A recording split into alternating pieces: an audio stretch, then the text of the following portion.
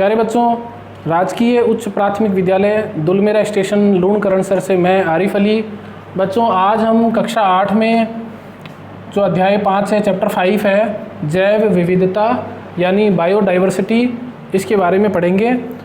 ये पाठ हमारे लिए बहुत ही महत्वपूर्ण है, ना सिर्फ मनुष्यों के लिए बल्कि पूरी प्रकृति के लिए, और इसके बारे में जानना बहुत ही ज़रूरी है। तो आज के वीडियो में हम बात करेंगे कि जैव विविधता इस शब्द का अर्थ क्या है। साथ ही हम बात करेंगे कि जैव विविधता का क्या महत्व है,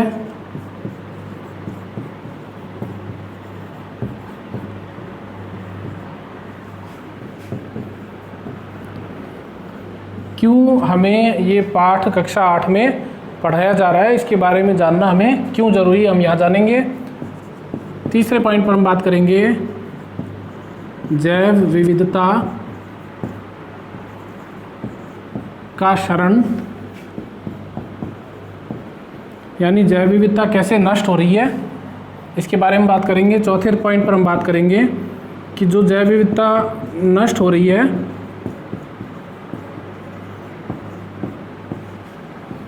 उसे बचाने के लिए क्या क्या उपाय किस किस प्रकार से किए जा सकते हैं या किए जा रहे हैं। तो सबसे पहले हम बात करते हैं जैव विविधता का अर्थ क्या है। जैसा कि आप देख रहे हैं, इसमें दो शब्द हैं। फर्स्ट जो शब्द है जैव और दूसरा शब्द है इसमें विविधता। जैव का क्या अर्थ है? जैव का मतलब होता है जीव जंतु, पेड़ पौधे, सारे सजीव। तो सजीव वो में पाई जाने वाली विविधताएं। क्या मतलब हुआ? जैव से अर्थ हुआ बायो, सभी सजीव, और विविधता, विभिन्नता भी हम इसको कह सकते हैं, उनके टाइप्स कह सकते हैं, उनके प्रकार कह सकते हैं।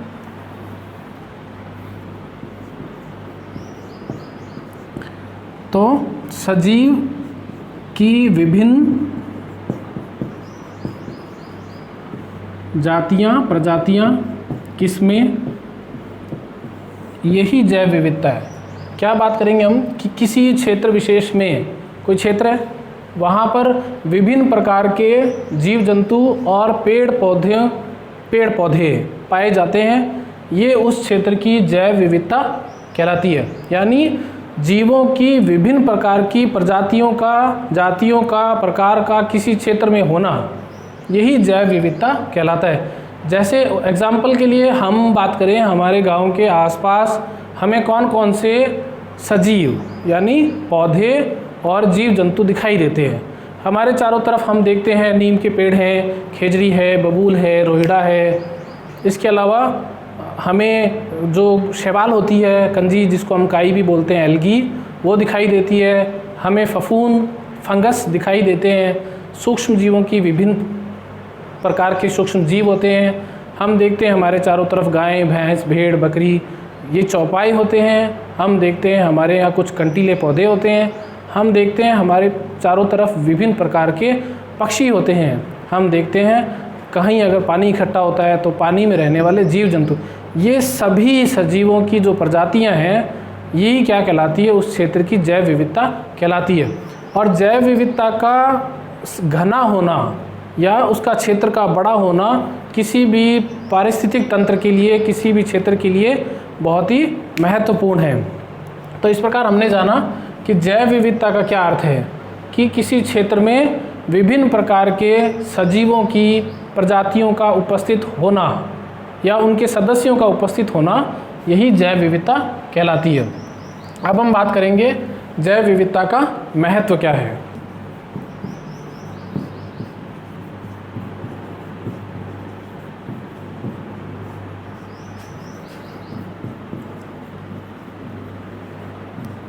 जैव विविधता का क्या महत्व है? हम सभी जानते हैं कि हम मनुष्यों का जो जीवन है वो पेड़ पौधों पर और जीव जंतुओं पर बहुत अधिक निर्भर है। भोजन के लिए तो सभी प्राणी पौधों पर ही निर्भर है। तो पौधों से हमें क्या क्या चीज़ें प्राप्त हो रही हैं? कि पौधों से हमें दवाइयाँ, औषधियाँ,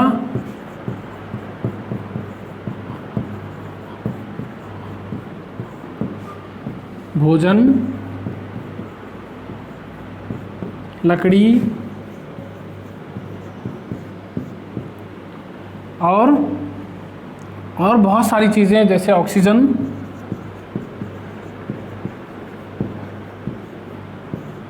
और भी बहुत सारी वनोपज है, ये सब हमें प्राप्त होती है। तो किसी क्षेत्र विशेष में जितनी ज़्यादा प्रजातियों के पेड़ पौधे पाए जाते हैं उतना ही हमें उनसे लाभ मिलता है। तो एक बात ये। दूसरे नंबर पे हम पढ़ते हैं कि जीव जंतुओं से भी हमें बहुत सारे लाभ हैं। जैसे जंतुओं से हमें दूध मिलता है, उनकी खाल विभिन्न प्रकार के चमड़े के वस्तुएं बनाने में काम आती है, जो उनकी चमड़ी है। इसके अतिरिक्त मांस, अंडे, जंतुओं से सींग और उनके जो खुर होते हैं, उनके जो बाल होते हैं, जैसे भेड़ के हम बालों को ऊन बनाने में यूज़ करते हैं। कृत्रिम रेशम जो प्राकृतिक रेशम है वो कीट से प्राप्त होता है। तो इस प्रकार से ये जो जंतु हैं उनसे हमें ये लाभ होते हैं। इसके अतिरिक्त जैव विविधता जितनी ज़्यादा सघन होती है, वनस्पति जितनी ज़्यादा होती है या जितने ज़्यादा प्रकार के जीव जंतु पाए जाते हैं उतना ही कोई पारिस्थितिक तंत्र यानी वह क्षेत्र आत्मनिर्भर होता है। यानी ज़्यादा जातियों के होने से वो एक दूसरे पर जो उनकी आत्मनिर्भरता होती है वो काफ़ी सॉलिड होती है, काफ़ी मजबूत होती है। यानी जिसमें क्या होता है कि अगर कोई एक जाति अगर विलुप्त हो भी जाती है या संकट में आ जाती है या उसकी संख्या कम हो जाती है तो भी बहुत ज़्यादा फर्क नहीं पड़ता है अगर की जातियों की संख्या क्या हो, ज़्यादा हो।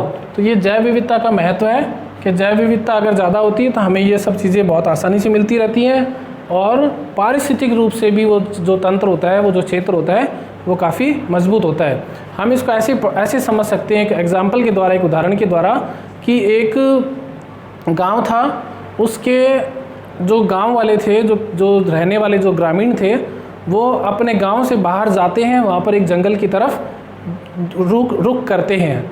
तो वहाँ पर वो देखते हैं कि कुछ शेर जो हैं वो हिरणों का शिकार कर रहे हैं, उन्हें मार रहे हैं। तो फिर वो क्या करते हैं कि उन्हें ये अच्छा नहीं लगता, तो वो क्या करते हैं कि उन शेरों को मार देते हैं। कुछ समय बाद जब वो वहाँ जाकर देखते हैं तो देखते हैं कि ना वहाँ पर हिरण है ना ही वहाँ पर वनस्पति है।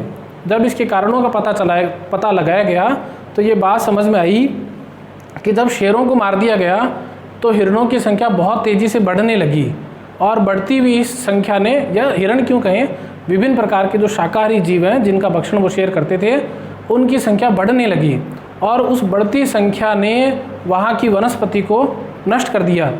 और जब वो वनस्पति नष्ट हो गई तो ये शाकाहारी जीव भी क्या है, नष्ट हो जाते हैं। इस प्रकार पारिस्थितिक तंत्र में एक जीव दूसरे जीव पर पूरी तरह से अंतर्निर्भर रहते हैं और एक भी कड़ी के नष्ट हो जाने से पूरा का पूरा पारिस्थितिक तंत्र भी नष्ट हो सकता है। जैसे अगर बिल्लियों की संख्या कम हो जाएगी तो चूहों की संख्या बढ़ जाएगी, वे बीमारी फैला सकते हैं। इसी प्रकार खरगोश की संख्या भी होनी आवश्यक है, वरना जो घास है जंगली वे विभिन्न प्रकार की अधिक मात्रा में उग जाएंगी।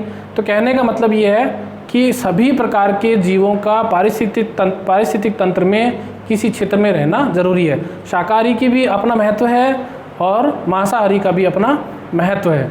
तो इस प्रकार हम पारिस्थितिक जैव विविधता के महत्व को इस प्रकार जानते हैं। अगले पॉइंट में हम बात करेंगे जैव विविधता का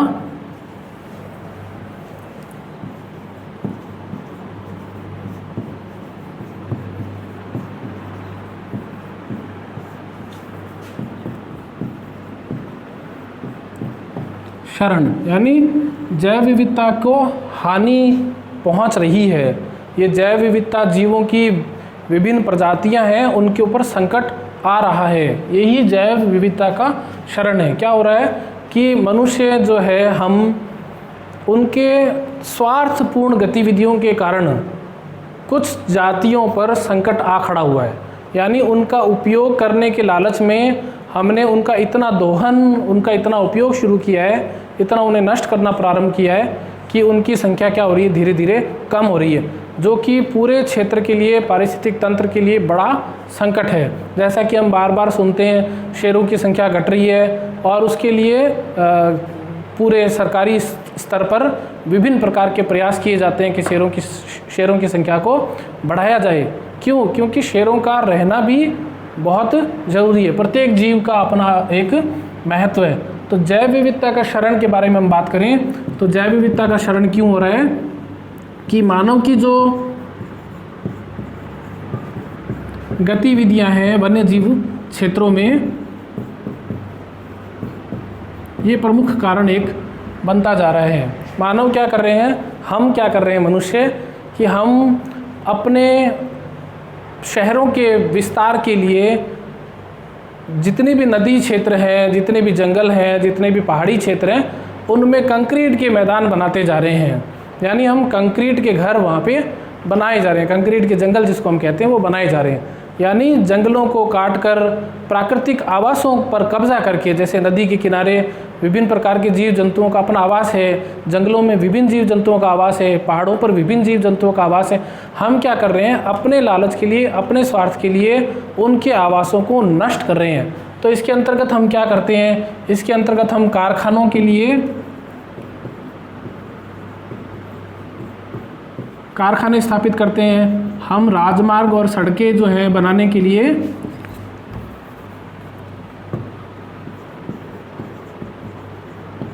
हम मकान बनाने के लिए, शहरों की स्थापना के लिए, पर्यटन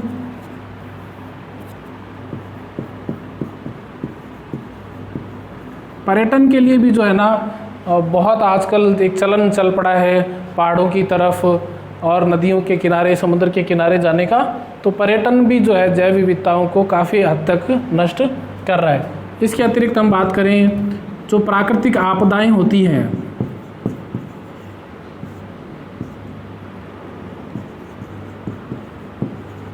जैसे बाढ़ आ गई कहीं, भूकंप आ गया,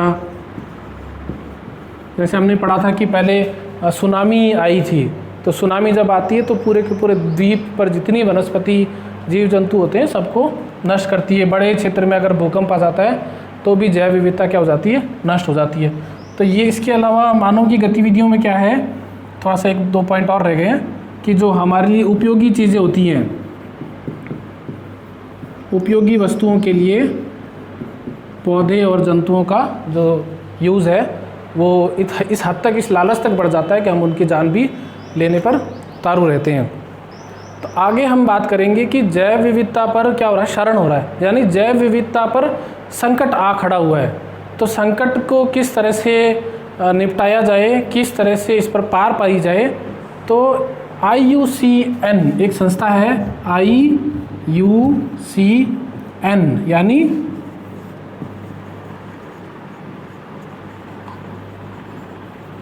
इंटरनेशनल यूनियन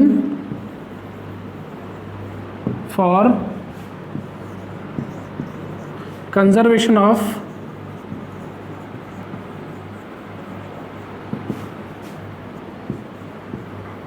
नेचर।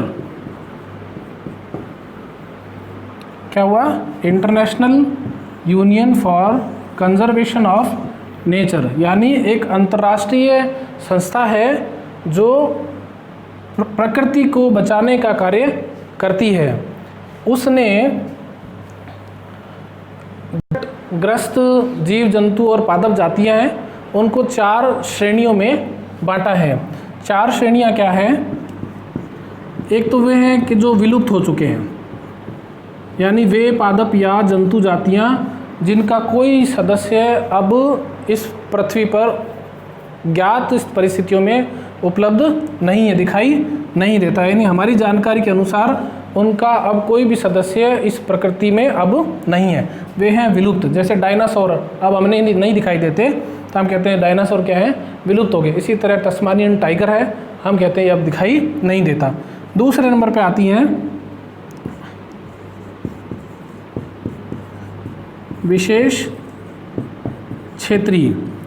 विशेष क्षेत्रीय क्या हैं कि वे जंतु और पादप जातियां जो किसी विशेष क्षेत्र में ही पाई जाती हैं और कहीं नहीं पाई, यानी उनका दायरा जो है वो, उनका जो क्षेत्र है, उनका जो जीवन है वो विभिन्न सीमित क्षेत्र में ही रह गया है, सब जगह वो प्रजातियां नहीं पाई जाती। तीसरे नंबर पे हम बात करते हैं संकटापन।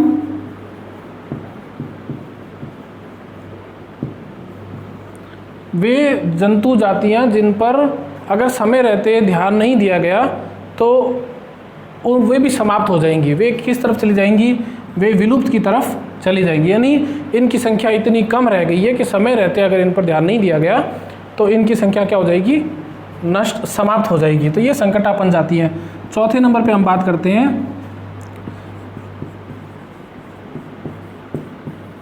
प्राकृतिक आवास में विलुप्त।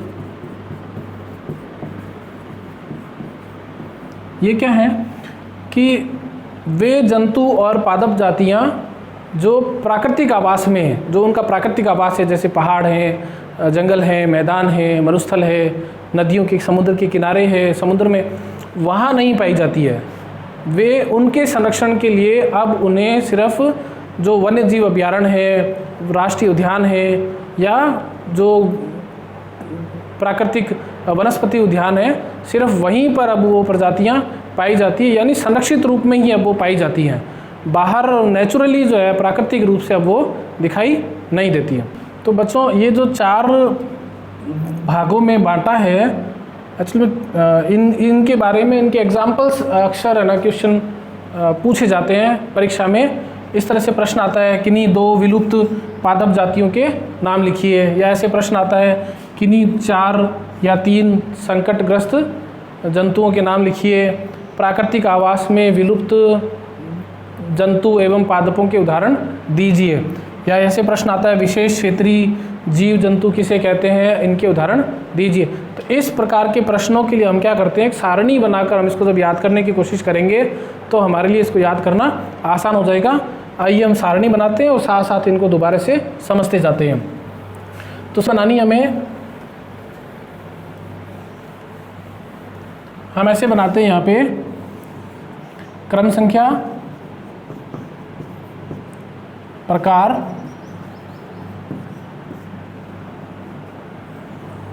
फिर यहाँ लिखते हैं हम पादप जातियाँ,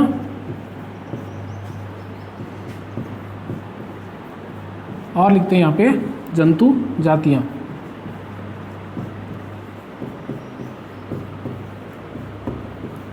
इसमें हम फिर क्या करते हैं, थोड़ा छोटा लिखूंगा मैं, क्रम संख्या 1, प्रकार में हम लिख लेते हैं सबसे पहले विलुप्त। इसमें पादप जातियों के अगर हम नाम लिखें तो हम लिखते हैं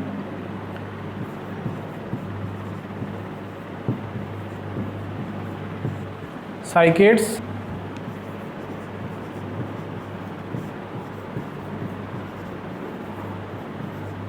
वुड साइकेड्स,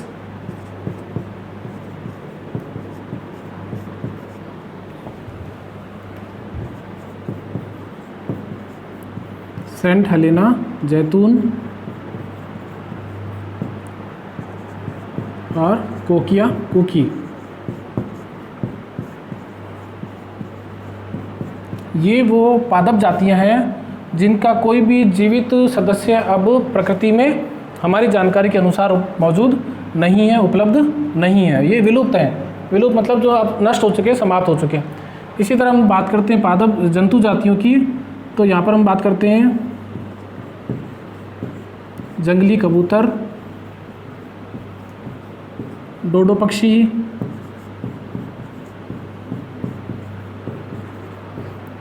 वोली मैमथ,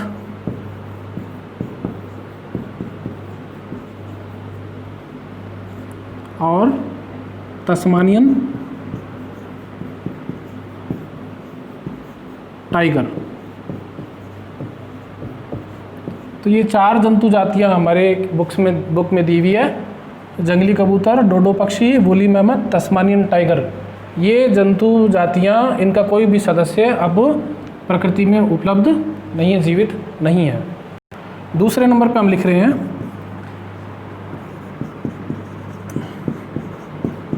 प्राकृतिक आवास में विलुप्त। ये वो पादप और जंतु जातियां हैं जिनका कोई भी सदस्य प्रकृति में स्वच्छंद नहीं पाया जाता है। इनके संरक्षण के लिए इन्हें जो संरक्षित क्षेत्र हैं, अभयारण्य है, राष्ट्रीय उद्यान है, चिड़ियाघर हैं, वहाँ पे ही रखा जाता है। तो इसके एग्जाम्पल अगर अपन बात करें तो पादप जाति में एक एग्जाम्पल दिया हुआ अपनी बुक में, काली मंतन मैंगो।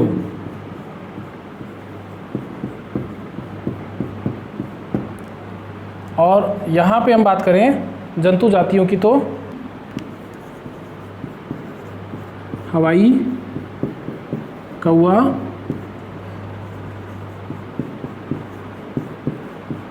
व्योमिंग मेंढक और काला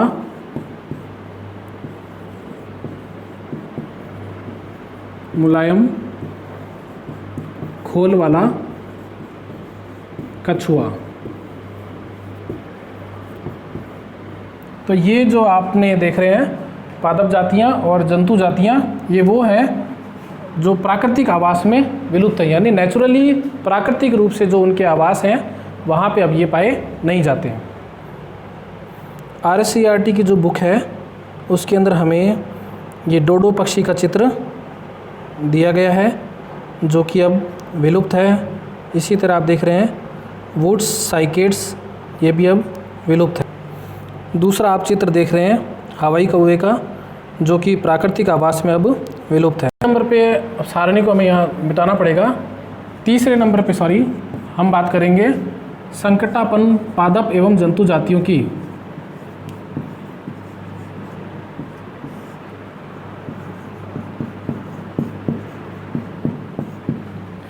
इसमें पादप जातियों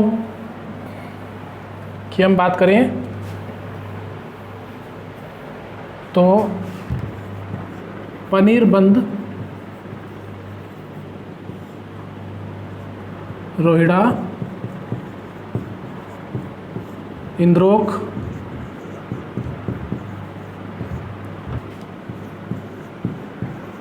गुगुल और फोग, जिसे हम फोगड़ा भी कहते हैं। तो ये चार जो हैं पादप जातियाँ जो संकटापन्न हैं, और भी बहुत सारी हैं, चार उदाहरण दिए गए हैं। ये वो पादप जातियाँ हैं कि जिनको समय रहते, जिनके संरक्षण के अगर प्रयास नहीं किए गए तो ये भी विलुप्त की श्रेणी में या प्राकृतिक आवास में विलुप्त की श्रेणी में जा सकती है। संकटापन्न जंतु जातियों में हम बात करते हैं गोडावन,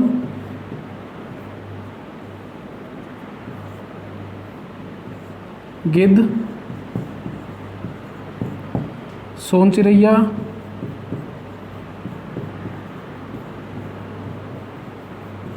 एशियाटिक सिंह,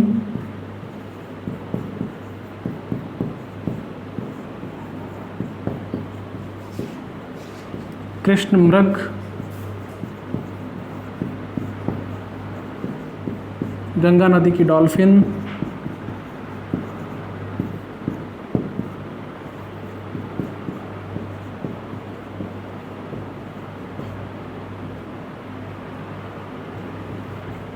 इत्यादि। ये कुछ उदाहरण हैं जिनके बारे में ये है कि ये संकटापन्न जंतु जातियां हैं कि अगर इन पर और ध्यान नहीं दिया गया समय रहते तो ये या तो प्राकृतिक आवास में विलुप्त की तरफ या विलुप्त की तरफ जा सकती हैं। संकटापन्न जातियों का रिकॉर्ड रखने के लिए एक बुक की भी हम अभी बात करेंगे, तो इसको दोहरा लें वापस से। एक तो गोडावन हो गया, गिद्ध है, सोन चिरैया है, एशियाटिक सिंह है, टाइगर भी इसके अंदर आता है, और ये तो लॉयन है, और कृष्ण मृग है, काला जो हिरण है, चिंकारा भी इसी श्रेणी में आता है, और गंगा नदी की जो डॉल्फिन है। ये वो जंतु जातियां हैं जिनको समय रहते अगर संरक्षण नहीं दिया गया या इनके बचाने के प्रयास नहीं किए गए तो ये विलुप्त या विशेष क्षेत्रीय मतलब प्राकृतिक आवास में विलुप्त की तरफ जा सकते हैं।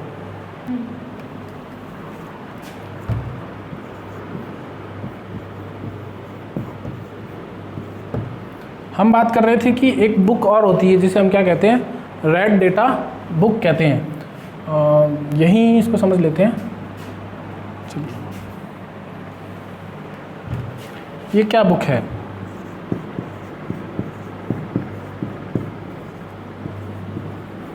आप देख रहे हैं रेड माना लाल, आंकड़े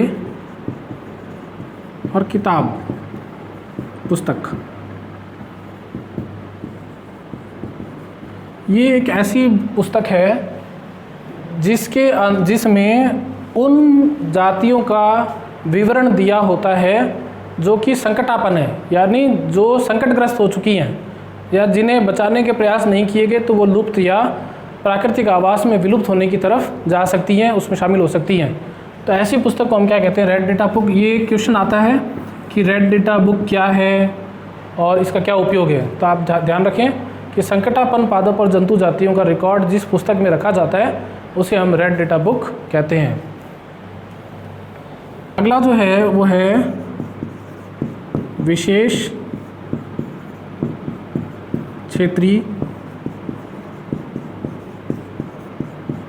प्रजातियाँ। ये क्या है विशेष क्षेत्रीय प्रजातियाँ? कि ऐसी जंतु और पादप जातियाँ जो किसी विशेष क्षेत्र में ही सीमित होकर रह गई हैं, यानी सार्वत्रिक इनका वितरण नहीं मिलता है, इनका वितरण अब कुछ विशेष क्षेत्रों तक ही सीमित रह गया है। ऐसी जातियाँ क्या कहलाती है? विशेष क्षेत्रीय प्रजातियाँ कहलाती है। तो इसके जो एग्जाम्पल्स हैं पादप के लिए, सूफोग, पैम्पा, खेडुला और लाल चंदन। ये उदाहरण हमारे बुक में दिए गए हैं कि जो पादप जातियां हैं जो कि विशेष क्षेत्रीय हैं, विशेष क्षेत्र में ही पाई जाती हैं। फिर हम बात करेंगे जंतु जातियों की। स्नो तेंदुआ और गंगा नदी की डॉल्फिन। ये विशेष क्षेत्रीय हैं, विशेष क्षेत्र में ही पाई जाती हैं। इस प्रकार हमने देखा कि IUCN international union for conservation of nature ने 4 प्रकार से सजीवों की जातियों को जो संकटग्रस्त हैं उनको बांट रखा है। अब हम बात करेंगे कि सजीवों के संरक्षण के लिए क्या क्या प्रयास हो रहे हैं, यानी जो ये संकटग्रस्त हमने बात की है इनको बचाने के लिए क्या क्या प्रयास हो रहे हैं, इस पर हम एक सारणी के द्वारा ही बात करते हैं। वन्यजीव संरक्षण के लिए सरकारों की तरफ से, अंतर्राष्ट्रीय संस्थाओं की तरफ से विभिन्न प्रकार के प्रयास किए जा रहे हैं, जिनको हम 2 भागों में बांट पा रहे हैं, स्वस्थानीय और बहिस्थानीय। स्वस्थानीय से तात्पर्य है कि जो उनका नेचुरल आवास है, जो उनका प्राकृतिक आवास है जीव जंतुओं का, वहीं पर उनको संरक्षित कर देना, ऐसा उन पर जो संकट के कारण हैं उन कारणों को दूर कर देना ताकि वो निर्मुक्त रूप से विकास कर सकें, जी सकें।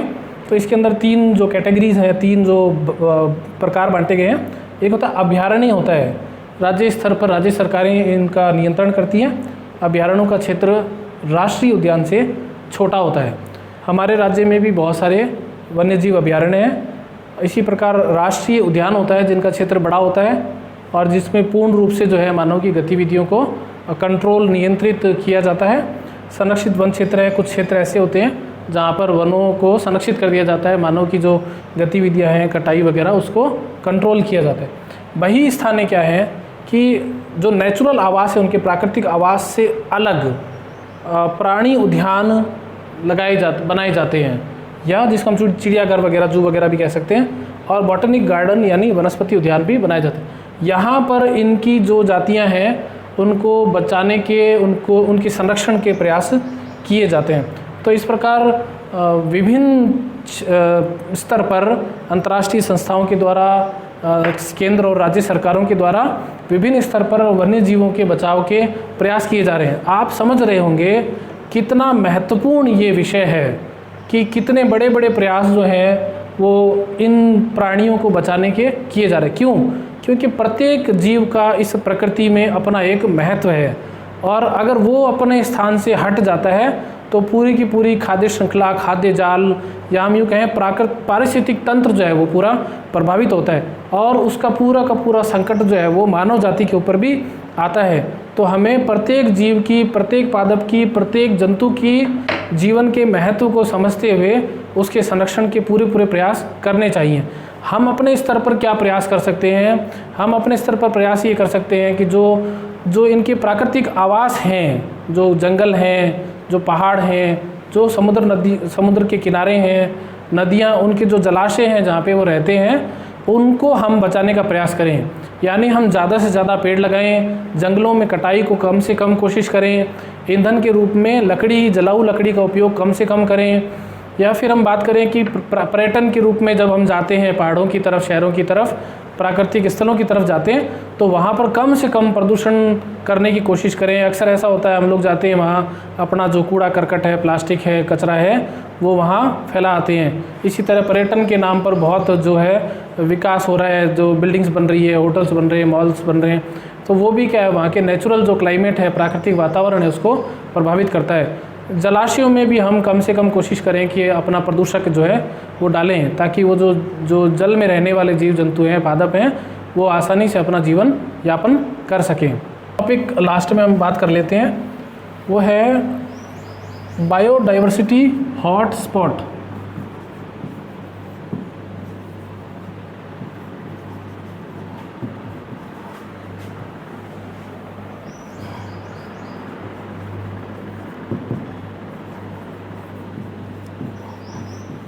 या जैव विविधता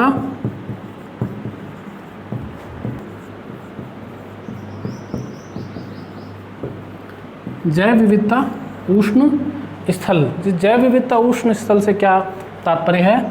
जैव विविधता के खतरनाक क्षेत्र, जैव विविधता के वे क्षेत्र जो रेड मतलब उष्ण स्थल है, जो कि चिन्हित हुए हैं ऐसे कि जहाँ पर जैव विविधता को बहुत अधिक खतरा हो रहा है, या हम ऐसे कहें कि अत्यधिक जैव विविधता संपन्न, अत्यधिक जैव विविधता संपन्न, यानी जहाँ ऐसे क्षेत्र जहाँ पर बहुत अधिक जैव विविधता पाई जाती है, बहुत अधिक प्रकार के जीव जंतु पादप रहते हैं। प्लस दूसरी बात करेंगे, विशेष क्षेत्रीय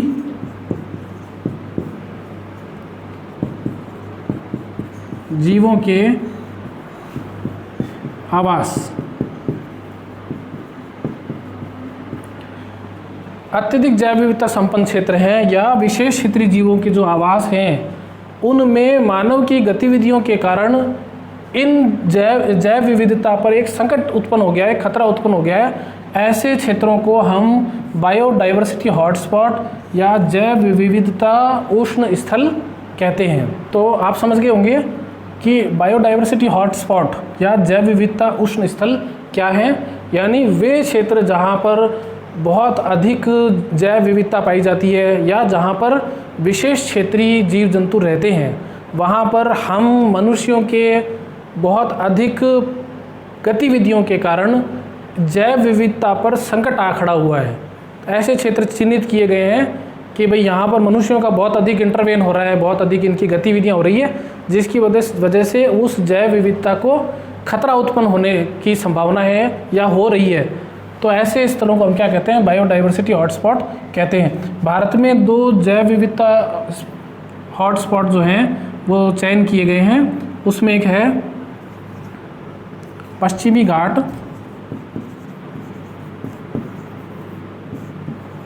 जो दक्षिण भारत में हमारे मालाबार तट के साइड में जो समुद्री क्षेत्र है वो, और पूर्वी हिमालय क्षेत्र जो है, ये 2 क्वेश्चन आता है, आप इसको अच्छे से याद कर लें कि भारत के जैव विविधता उष्ण स्थल या बायोडाइवर्सिटी हॉटस्पॉट के नाम लिखिए, तो आप ध्यान रखें पश्चिमी घाट और पूर्वी हिमालय। तो इस प्रकार बच्चों, आज के इस चैप्टर में हमने जैव विविधता शब्द को, जैव विविधता का महत्व को, जैव विविधता का क्षरण यानी जो उसका नष्ट हो रही है जैव विविधता, उसके बारे में जाना। क्या क्या उसके प्रकार हैं, IUCN ने किन भागों में उनको बांटकर उनको लिस्टेड किया है, फिर उनके बचाने के, संरक्षण के किस प्रकार के प्रयास किए गए हैं। हमने जाना कि रेड डेटा बुक क्या है, यानी रेड डेटा बुक वह बुक है जिसमें संकटग्रस्त जातियों का रिकॉर्ड रखा जाता है। हमने बायोडाइवर्सिटी हॉटस्पॉट के बारे में बात की। हमने बात की कि किस प्रकार से सरकारी स्तर पर यानी अंतर्राष्ट्रीय स्तर पर और सरकारी स्तर पर केंद्र सरकार, राज्य सरकार किस प्रकार जैव विविधता को बचाने के प्रयास कर रही है। हमने ये भी बात की कि हम अपने स्तर पर किस प्रकार जैव विविधता को बचाने का प्रयास कर सकते हैं और जैव विविधता का बने रहना हमारे जीवन के लिए, इस पूरी पृथ्वी के लिए किस प्रकार महत्वपूर्ण है। जितनी ज़्यादा जैव विविधता होती है उतना ही अंतर्निर्भरता कम रहती है और किसी एक जाति पर अगर संकट आ भी जाता है तो पूरे पारिस्थितिक तंत्र को ज़्यादा नुकसान नहीं होता है। और अगर कम जैव विविधता होती है तो एक स्तर के प्राणी के शाकाहारी, मांसाहारी, सर्वाहारी उसके नष्ट होने से खाद्य श्रृंखला, खाद्य जाल पर काफ़ी प्रभाव पड़ता है। तो इस प्रकार हमें जैव विविधता के बारे में जानने को मिला। आशा करता हूँ आपको ये वीडियो अच्छा लगा होगा, काफ़ी कुछ आपको इसमें सीखने को मिला होगा। आप अपने साथियों के साथ इस वीडियो को साझा करेंगे और ई लर्निंग कंटेंट जो भी आपको उपलब्ध करवाए जा रहे हैं उनके माध्यम से अपने अध्ययन को जारी रखेंगे। जय हिंद, जय भारत।